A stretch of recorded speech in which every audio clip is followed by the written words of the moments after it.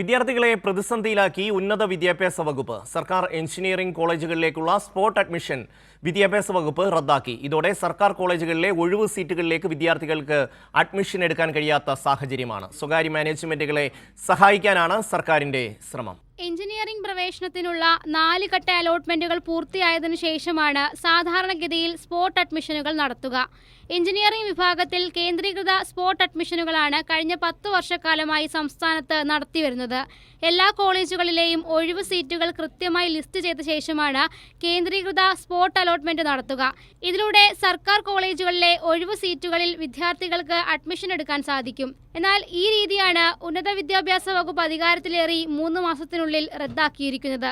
സർക്കാരിന്റെ ഈ നീക്കം സ്വകാര്യ സ്വാശ്രയ മാനേജ്മെന്റുകളെ സഹായിക്കാൻ വേണ്ടിയാണെന്നാണ് വിദ്യാർത്ഥികളടക്കം വിമർശനം ഉന്നയിക്കുന്നത്. അലോട്ട്മെന്റ് രീതി റദ്ദാക്കിയതോടെ നിർധനരായ മാതാപിതാക്കൾക്ക് മക്കളെ എഞ്ചിനീയറിംഗ് കോഴ്സുകളിലേക്ക് ചേർക്കാൻ കഴിയാത്ത സാഹചര്യമാണ്. കാരണം കൊള്ള ഫീസ് നൽകി സ്വകാര്യ കോളേജുകളെ ആശ്രയിക്കാൻ പല മാതാപിതാക്കൾക്കും കഴിയുന്നില്ല. അതിനാലാണ് സർക്കാർ സ്പോട്ട് അഡ്മിഷനുകൾ നടത്തി ഒഴിവു സീറ്റുകൾ നികത്തിയിരുന്നത്.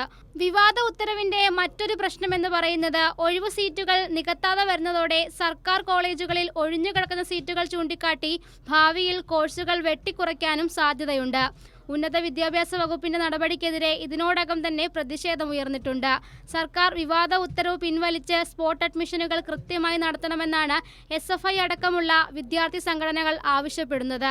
കൈരളി ന്യൂസ്, തിരുവനന്തപുരം.